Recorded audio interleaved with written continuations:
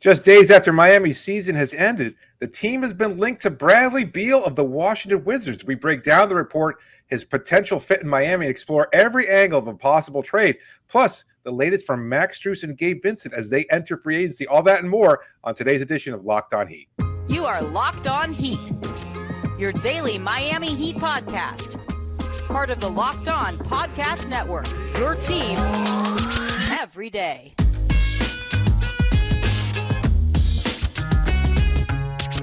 All right, welcome to Locked On Heat, your daily podcast on the Miami Heat. I'm Wes Goldberg here with Dave Ramil, however you're tuning in on YouTube or your favorite podcast app.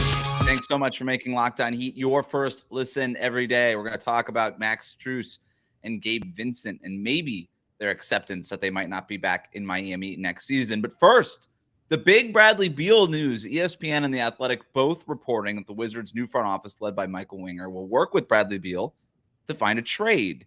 And that the Miami Heat are expected to be a leading suitor. Some interesting things here. Beal has a no trade clause, number one, which means he has the ability to control not only his destination, David, but also how a potential package to acquire him impacts his ability to play for a contender. We assume that if Beal is traded and would waive that no trade clause, that he wants to play for a team that can contend, right? One more thing, his agent, Mark Bartelstein, good relationship with the Miami Heat's front office. Also, Kyle Lowry's agent helped facilitate that sign and trade that also got the Heat hit with tampering charges.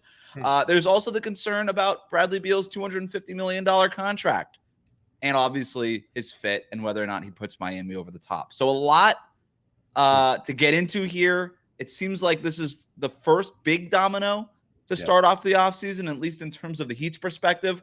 Where do you want to begin, Dave?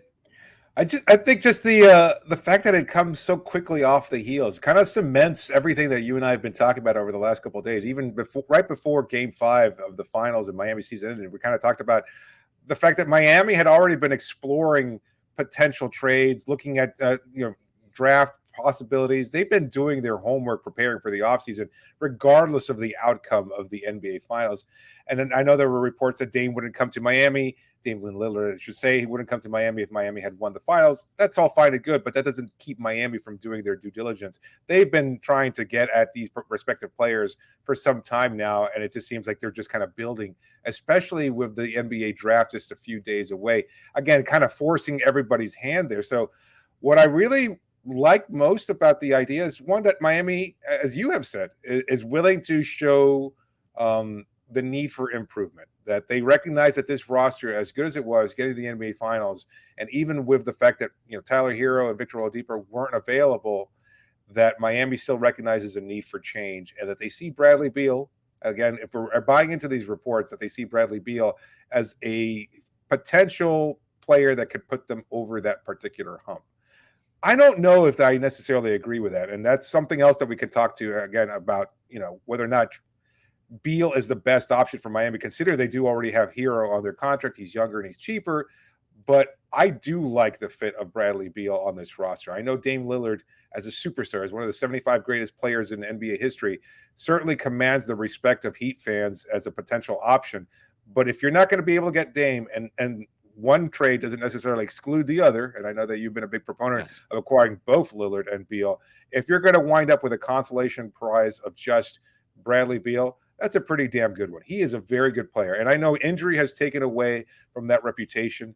I know playing for the Wizards, a team that hardly anybody watches, and for good reason, because they haven't been particularly great or fun or exciting over the last few seasons, has taken away from that reputation. But if you just look at Bradley Beal, the player, he's 29. He's in that same similar sweet spot to what we talked about with Dame Lillard. He's older in his career. He's achieved a lot. He's made his money. He's going to continue to make some money. But what he's competing for right now is the ability to win a championship. And I think Miami is a team that could put him in that position, and vice versa. He can help them. When you're looking for a score, when you can't find an easy outlet, when you're trying to milk the shot clock, and you've got Jimmy Butler or Bam Adebayo driving into traffic and then kicking it out to a wide open shooter, Bradley Beal is the guy who can knock it down. He's the guy who can put the ball down the floor. He's got a great mid-range game. He can finish at the basket, much more effectively than Tyler Herro can, and he can shoot, albeit at slightly lower dip than Tyler Herro can from the three-point range. He's a veteran. He's a proven commodity. And yes, he does cost a lot of money, but it's a great fit for Miami. Yeah, I mean, just the money thing aside, in terms of fit, he averaged 23 points per game last year. He's a 37% career three-point shooter. You nailed it in terms of his mid-range shot. All of that stuff is there. Tyler Herro studied and studies Bradley Beal in terms of his own kind of offensive package. He works with the same trainer as Bradley Beal. Yep. He likes to there.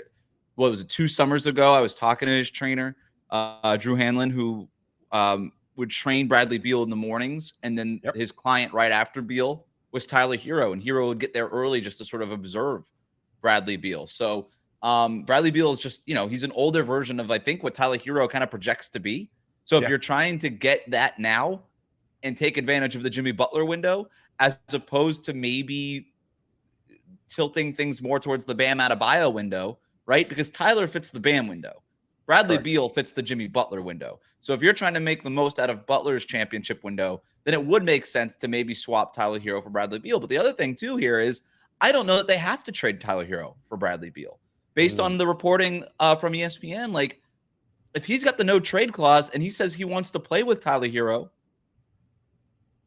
he kind of has that say. Like, there's other ways that you could stack the salaries. I'm not saying one way or the other. I'm just saying, like, it's not a given that you have to trade Tyler Herro in order to acquire Bradley Beal. And I'll also say this, and you mentioned it before, I don't think it necessarily has to be one or the other in terms of Bradley Beal or Damian Lillard. I actually think the Heat would like to get both of them. I think if they had their bones about it and they could do it, they would just get Damian Lillard and Bradley Beal and say, enough of struggling to score offensively. We're going to have two of the best. We might have the best backcourt in the league now. How about that? Yeah. So I think the fit is good. He's in terms of Beal, he's 2 years away from back-to-back seasons of averaging 30 points a game. That's hard to do, man. Whether or not and you could say empty stats, bad team. 30 points a game on average, back-to-back seasons. I don't care who you play for. That's hard to do in the NBA, right? And so there is the health concerns. He hasn't played more than 60 games since 2019.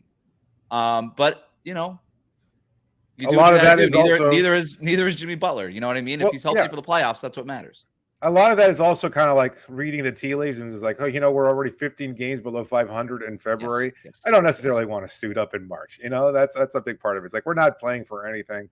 We're not as bad as some of the worst tanking teams in the league, but we're not good enough to really fight for a playoff spot either. Yeah. So that we're kind of somewhere in the middle there. And the other thing about Beal too, underrated playmaker. He's like kind of 5 to 6 assists a season in that range. Yeah, when like John Wall guy was out, who can run point guard for you, can run pick and roll and do those things.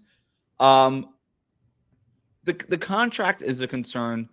$250 million owed to him over the next 4 seasons. He's going to make $46.7 million this coming season. Then it's $50 million. Then it's $53.7. Then it's $57 million when he's 33 years old for the 2026-2027 season. That's a lot of money.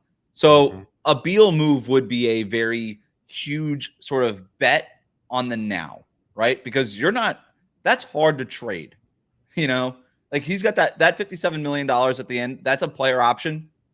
I would bet $57 million that he would take that player option at being 33 years old. So I don't know that Beal, Jimmy Butler, and Bam, assuming that's those three and whatever else that fills out the rest of the roster, that's a good basketball team. I don't know that they're favorites. It doesn't guarantee you a championship, but I also don't think you could think that way if you're a front office. You just want to make yourself better. That makes the Heat better, I think, right now.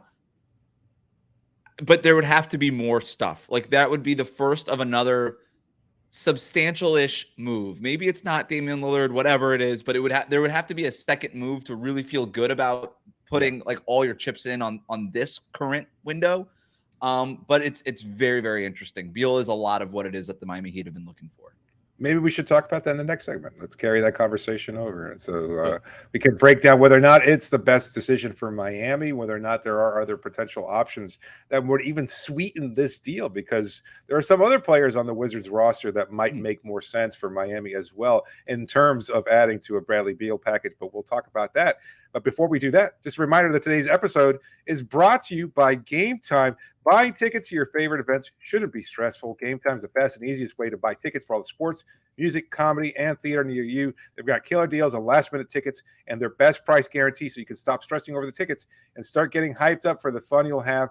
It's so convenient, so easy to use. Let's say you're in town for an event and you want to be able to catch a game or something like that. You're traveling and you want to be able to find what's near you. Gametime has you covered. You'll find the best prices available. You'll see exactly where you're going to be sitting and whatever respective venue that you'll be at, whether it's a concert or a comedy show or a game, like I said, and you'll see that you won't have any obstructions near you. I think that's such a great benefit, is that you see exactly where you're going to be sitting. Then you get, you can buy tickets in a matter of seconds. It's so easy. 2 taps and you're all set. Tickets are sent directly to your phone, so you never have to dig through your email. There's no printing or anything like that. It's paperless, baby, and so convenient. So download the Gametime app, create an account, use the code LOCKEDONNBA, and you get $20 off your first purchase. Terms apply. Again, create an account, redeem the code LOCKEDONNBA, but you get $20 off your first purchase. Download Gametime today. Last-minute tickets, lowest price guaranteed. Thanks again for making Locked On Heat your first listen every day. Everydayers, we are still here every day throughout the offseason talking about the draft, free agency, trades, Bradley Beal, trade rumors, and everything else. So subscribe for the latest on your Miami Heat. We will be talking about Max Strus and Gabe Vincent and what they said in terms of their impending free agency here in a minute. But just to continue on with the Bradley Beal conversation and something that we were discussing before. I think that Miami's motive here is to get Beal and somebody else. And that somebody else on the top of their wish list is Damian Lillard. And there is a path to get there, David. There's a path to get there. So here's what a trade package for Bradley Beal could look like. Kyle Lowry, Victor Oladipo, Caleb Martin, and a pick. That would get you Bradley Beal in terms of salary matching. And what if you have to include more picks, whatever. But Lowry, Oladipo, and Caleb, that gets you to the Bradley Beal contract that you need. Lowry and Oladipo, those guys are expiring contracts. If the Wizards want to save a little bit more money right now, they can always waive and stretch Victor Oladipo and save $6 million this season. But the idea there is it's a get-out-of-jail-free card for the Wizards, who, under a new front office, are probably looking to rebuild, and I don't think are planning to be good anytime soon, right? I think that would be the idea. So you trade Beal, you tank, and then you do that thing.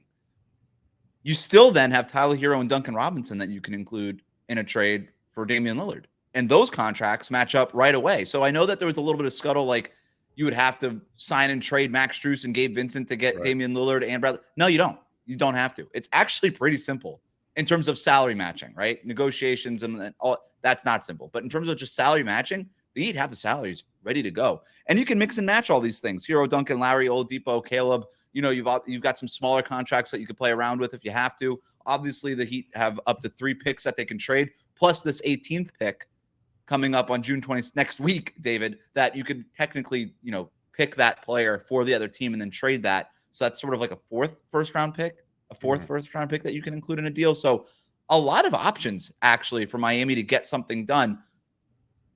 I'm not predicting that it's going to happen. No, I think that's where the Heat's front office mind is. I think they want both of these guys. I'm trying to think of it from that perspective, and it seems to make a lot of sense, but I just don't know that that's how Miami has ever operated necessarily. They've got their 2 stars. If you look back at a similar, not necessarily a similar trade, but in terms of what Miami's structure already is, you've got your 2 stars, your basic untouchables in Jimmy Butler and Bam Adebayo, and I think that's pretty clear. You want to build around those players. I don't know that surrounding them with 2 smaller offensive-minded players is necessarily the best bet. You're gonna have a weird balance there where, yes, you'll have plenty of scoring, but you might also have to, you're gonna give up a whole hell of a lot of points. As good as Jimmy you're scoring and Bam 130 points. Yeah, I could see. I mean, that's a conversation right there. Right. Like, I mean, is that on paper enough for Miami to catapult them into title contention? Yes. Probably. Yeah. On paper, that's the best team in the Eastern Conference. That's not even close. It's not even close. It's a weird fit, though. I mean, it can be. Is it? Look, a little bit. I mean, weird about it. You're not going to get 30 points per game from both Dame and Bradley Beal, and that's kind of how you're projecting ahead. There is like, oh, they scored 30 points per game for their respective teams, but once they come to Miami, that's not going to be the case. And do you want a marginalized Jimmy or Bam who are going to only score 10, 15 points per game? Yes. Like, it's kind of. I do that. I do want to no, because I think Jimmy and Bam are like, marginalize us. Let's just go do the other things. We don't want to score. We don't want to have to score 24 points a game. Beal only scored 23 points a game last year. Beal has Beal has a lot of experience playing next to a high usage point guard in John Wall.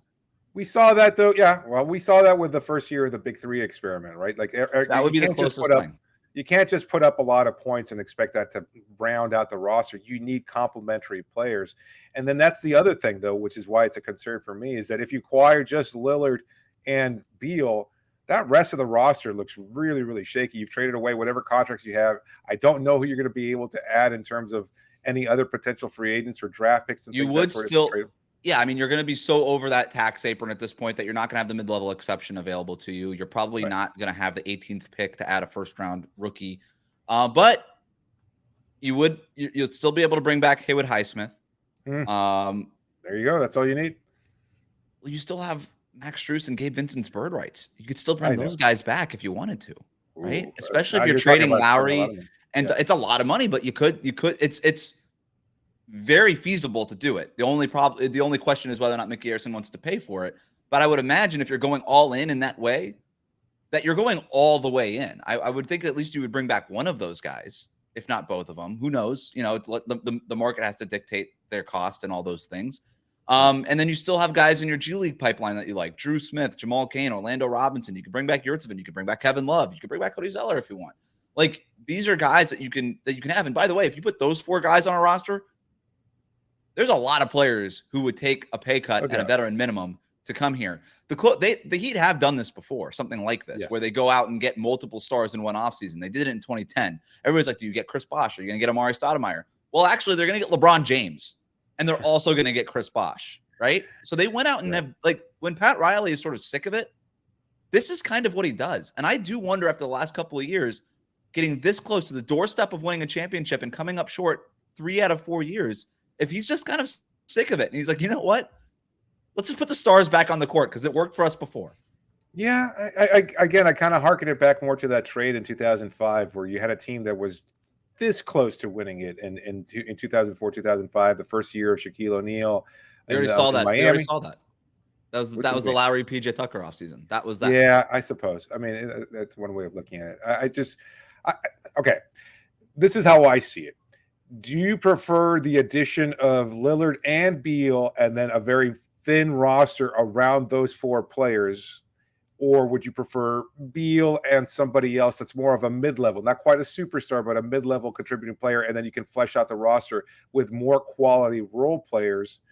Or you could even put Lillard in that position. Instead of Beal. Yeah. Lillard and, let's say, half a good superstar plus more viable. Can I rank those? Can I rank those options that you just laid out? Because I think that's a very good. Like, those might be the options, right? Those might be the. I think the Heat would. I think the Heat's front office would take the same stance here. If it were feasible, if it were realistic to get Lillard and Beal, that's my number one option. Superstars, regardless of what you're paying for them, are the hardest things to find, especially somebody like Damian Lillard. I love the role players, the undrafted stories. Like, they're so much fun to cover and for you and I to talk to and all that stuff. But those, you could just find those guys. Come on, man. Like, these are replaceable players. Lillard is not. Beal isn't even, right? There's a reason why Washington has been holding on to him for so long. So I just go get me those guys and I'll figure the rest out. Like, I'm getting those 2 plus Jimmy and Bam. I'll figure the rest out, man. I could go find my Haywood Highsmiths and I could just find like 6 of those and figure it out, right? I would do that. And I wouldn't even blink. And I don't think Miami's front office would blink either. That would be my number one option. Second would be Lillard, then kind of your B-level star. And then the third would be Beal, and then the B-level star, and no Damian Lillard. For the 3 options that you just laid out, that's how I would rank them: 1, 2, 3. Yeah, that makes sense. How would you rank them? I tend to put Lillard and Star X next to, or again, mid-level player of quality. Lillard and B-level. Yeah. And then Beal and mid-level. And then also last would be Lillard and Beal for you. Wow. Yeah, I just think, again, you got 2 older players. So I mean, let's be honest, one-dimensional. And as much as I think that they would raise their games to that other level, because one-dimensional. You mean just offensive? Like they're very skilled offensive players. Like, we're not talking one-sided, about maybe not one-dimensional. One-sided, okay. Let's say. One-sided. It's offense only. I think that would improve in Miami because I think, again, they've had marginal coaching over the last few seasons, both of them. I don't think they've been in a position to actually win anything of value. Yeah, both Lillard and Beal would team. 15% better defensively minimum. Yeah, like Just Miami's because, going to coach him up, and it's like we've Yeah. done this before a number of times. They're We playing for know- something. Yeah, and it's not to say it's like you put stars here. You're all going to make sacrifices. We heard that when it came to role players like Max Strus and Gabe Vincent. But even when you're a superstar, you come in here, you're going to sacrifice because it's for the greater good. And the greater good is winning. And LeBron did it. He got robbed of a Defensive Player of the Year award. Much better defensive player in Miami than he Chris was. Bosh Yeah. completely transformed into a Into an defensive All-NBA, stud. yeah. Yes. Yeah. Into no, I think that's interesting. And look, I think it's an interesting debate, but I don't know that like it's worth even debating you on that. I was like, that's a personal preference. And we've seen Brooklyn go with the whole star thing, and then it crumbled, right? And it crumbled for a lot of reasons, but the first reason it crumbled was because they kept like alternating who got hurt when, and so they didn't have the depth behind them. I do just trust Miami to kind of find depth for pieces, sure, though, and to make it work. Like the way they can go out and find Kyle Guy and have him play for them for a month, like they did 2 years ago, and it just work. It just works for them sometimes. So, no, I think that is interesting in terms of some of the.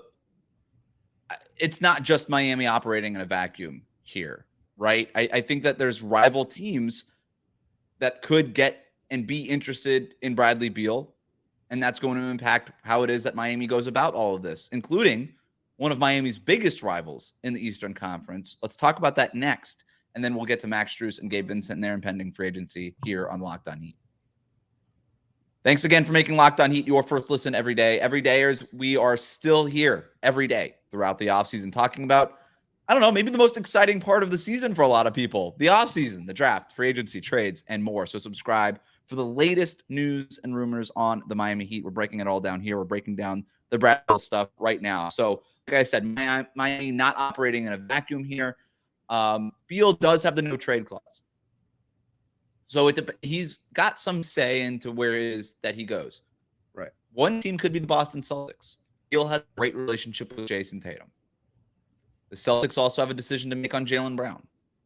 If I'm the Washington Wizards and I'm Michael Winger, general manager there, and I kind of want to find something to build around, something involving Jaylen Brown for Bradley Beal would be very enticing to me. I can build around Jaylen Brown, let him sort of start, see if he could blossom into Kawhi Leonard 2.0 and all these things, the things that Jaylen Brown might want, that could make some sense. And for Tatum, he could play with a scoring guard like Beal. I don't think if I'm the Celtics, I would rather have Jaylen Brown than Bradley Beal, but maybe it's not really up to them.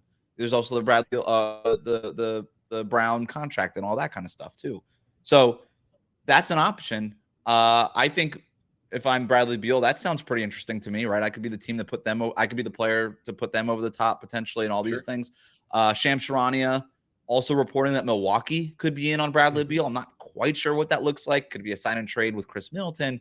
Is it a Drew Holiday swap? I'm not really sure what that looks like, but he reported that they could be a leading suitor as well. There's other teams to consider. The New York Knicks. We know that they're always interested in guys like Bradley Beal. He actually makes sense next to Jalen Brunson as a shooting guard. Could they do an RJ Barrett-based trade? Philadelphia, I think, makes sense. Joel Embiid wanted to play with Bradley Beal before they made the Harden deal. Our friend Kyle Neubeck also, though, reporting that Philadelphia is not interested in Bradley Beal specifically because of the weight of that contract. So maybe that's not an option anymore. But Boston, Milwaukee, and New York Knicks, those seem like front offices that are going to give Washington a call here.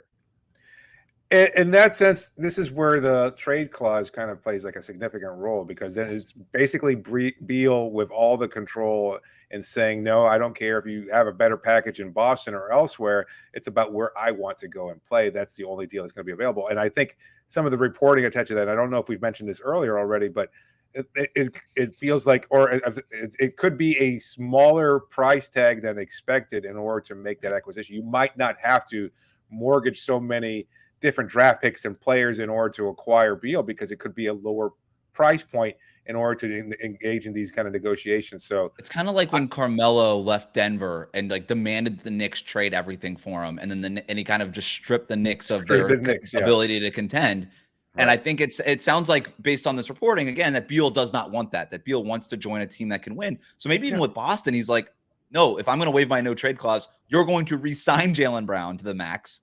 And then you're going to trade like Malcolm Brogdon and Peyton Pritchard and some picks for me. And if Boston or if the Wizards don't want that, then he could be like, all right, then I'm not going to Boston. Like Beal has a lot of power here. Right. And you have to say, and I don't know how petty he might be, but the opportunity to play the Wizards 4 times a year as a divisional rival, that probably is an enticing point for Beal as well. Is like, Maybe I don't know. I mean, if the front office is working with him, I don't know that he's going to be like middle fingers on the way out. Yeah, that's fine. But I mean, I think there's been enough, smoke there about a connection with Beal and Miami and Bam Adebayo. Yeah, there've been teammates before in the All-Star team. I think these things matter. If you're Beal, right, and you want to contend, assuming that he wants to contend, and you're looking at a team like Boston, and let's just say it is Jaylen Brown, right? Mm-hmm. Okay, I'm going to go join Jason Tatum and Marcus Smart and Robert Williams and Joe Mazzulla, and that's going to be the team that I'm going to try to compete with. I think that's a very good roster. Is that better than what they were last year? I don't know that. I don't know that it is. No. I don't think it is. I would rather have, like, in a vacuum, Jaylen Brown over Bradley Beal. And then Milwaukee, you trade Chris Middleton for Beal. First of all, I don't know why Washington would do that. It would have to be some sort of 3-way trade that moves Middleton somewhere. I don't know. But I'm like, okay, it's Giannis. Yeah. So I guess you have a chance there. So that would be interesting to me, and Bradley Beal and Giannis would be kind of a perfect fit. So that's interesting to me. The Knicks, if I'm Bradley Beal, I don't know. The idea of maybe living in New York City could be enticing. But if you're trying to win, I think the Milwaukee option, the Boston option, and certainly the Miami option would be better than the Knicks option. So we'll see about that. And then you get the Miami option, whether if it's like, like I said, Lowry, Oladipo, and Caleb Martin for, so basically expiring contracts for Beal, and you're adding that Beal to Jimmy and Bam. And by the way, you're selling him on the vision of, hey, we're also going to try to go get Damian Lillard or B-level superstar X. Yeah. I don't know. Like, that's kind of the idea here, is that you're working with Mark Bartelstein, who, like we said, has a longstanding working relationship with the Miami Heat front office, and saying, hey, we're selling you on a vision here. You're step number one. We've got like a 3-pronged approach that we're working on here. Yeah, I just hope everybody's deleting their text messages and emails, because we don't want any records when this shows up later on. There's no more picks to take. Tampering. Take them. We got, like, we're talking about like 2nd-round picks in 2030. You can have it. I don't care. Like, whatever. Yeah. There's no more picks. You took them all.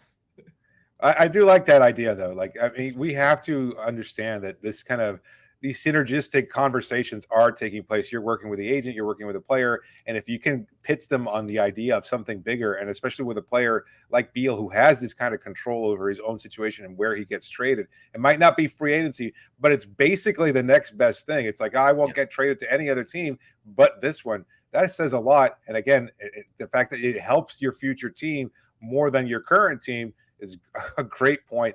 And yeah, again, you can be that next piece. And if you're looking, like, if you're Bradley Beal and you're looking at what Miami struggled with over the postseason, as great as their run was, as much grit and tenacity and everything else, it's the ability to generate easy offense. And that's where a guy like him, who's such a great scorer, and he is a great scorer, there's no denying that, I think it makes a lot of sense. And he could see himself as that next piece to put them over the hump. Moving on, 2 of Miami's biggest free agents, Max Strus and Gabe Vincent, spoke with media today. It sounds like they have come to terms that they might not be back in Miami next season. This is from Max Strus. Quote, I've never been here before, here being free agency, so I'm just going to take it all in stride and have my agents help out with everything. But a comfortability is definitely something to take into account. I have a lot to be thankful for. This place being Miami, is always going to have a special place in my heart. Gabe Vincent, quote, money plays a role. Place plays a role. Situation plays a role. There's a lot of things that factor in, and I think it will all take care of itself throughout the summer. I'm beyond grateful for the opportunity they gave me and the chance they took on me. I've been blessed to represent the city and this organization so far. Based on what we've heard from Max and Gabe, here's just a peek behind the curtain. Here's how these exit interviews work. They have their exit interviews with the media. But before they do the media exit interviews, they have their exit interviews with the organization. Right. And the organization will go through a number of different items depending on the player. And in the case of unrestricted free agents like Max Strus and Gabe Vincent, Miami's front office would be realistic in saying, hey, you guys are unrestricted free agents. There's a chance you might not come back. That's up to you. You're unrestricted. That's what that means. Go out, get your offers. And I think for somebody like Gabe and Vincent and Max Strus, who have not made a lot of money in their career so far relative to NBA players, Yeah. And coming off of starting for a finals team, there's an opportunity to go out and make a whole lot of money and basically change their lives. And so I think coming off of, if you asked Gabe and Max right after losing game 5 of the finals, do you want to be back? I think they would both say, yes, no matter what, I want to come back. Right. And then a couple days go by and reality sets in. And that's what that sounds like to me here, is that there is an awareness that depending on what happens, and like I said, Miami has their bird rights, so we'll see. But they also are aware that Miami's going to be trying to make some big moves this offseason. There is an awareness on both of their parts that maybe they don't come back. And yeah, money, all this stuff does play a major role.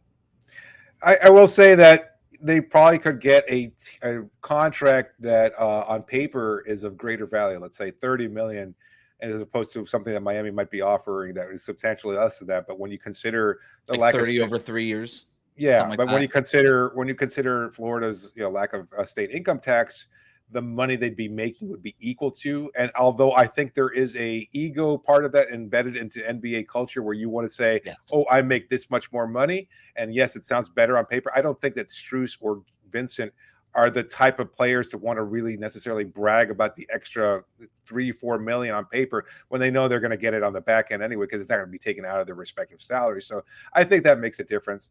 But you read the comments, it does kind of sound like they're at the very least preparing for the very likely departure. Maybe I'm reading too much into it, but I don't think think you fair. are. Yeah, I think. What else are they supposed to do? Right. It's like, a business. Make your money, man. I'm gonna take those offers. I know you guys are cash strapped, and I know you're looking to make bigger deals. But if somebody's willing to, at 12:01 at the start of free agency, offer me $5-10 million, then more than the lowest offer that you've sent me so far, or the highest offer you sent me so far, then I'm going to take it, because I don't think no longer debatable. I would be surprised if Miami had sort of a standing offer before 12:01 at the start of free agency and sort of the moratorium period. I don't. Right. I think the Heat will let them go test, and there's no reporting behind this, but I think the Heat are going to let them go ahead and test free agency, because the Heat are going to be busy doing this Bradley Beal, Damian Lillard, other all-star kind of stuff. That's the priority for Miami. But that's where the agents were kind of like be a voice between, right? Like an in between. Absolutely. Like, look, we've heard. I think Max and Gabe, to your point, like they would say, okay, I got this offer from this Western Conference team. Like, go back to Miami. I don't think that they would be, hey, we got this. I got this awesome offer for $30 million over 3 years from this Western Conference team. Yeah, sign it right now. I think they would wait and see what Miami would say back. I think they appreciate what it is that the Heat have done, and their ability to compete with the Miami Heat and play with guys like Jimmy and Bam and under Eric Spoelstra. I think they would at least, I don't know. I don't want to pretend to know what happens when you get, because I have no idea what it's like to be slid a contract worth $30 million or something like that. So I don't know what I would do or what they would do for that matter. We've seen this with Jay Crowder. We've seen it with Derrick Jones Jr. Like, if you're going to get offered a lot of money, more than you can in Miami, screw comfort and personal relationships. You can hope to maintain those via a group text the next season. But if you have something that's in the ballpark or at least somewhat negotiable, I think you do take into consideration that kind of high level of comfort already in the organization. You know where to park, where your locker is going to be. That matters. And also, like you pointed out, the fact that they gave these guys opportunity and they're not playing for the Guangdong Tigers or something like that, I think speaks greatly to those players. Like, you gave me an opportunity when 29 other teams would not.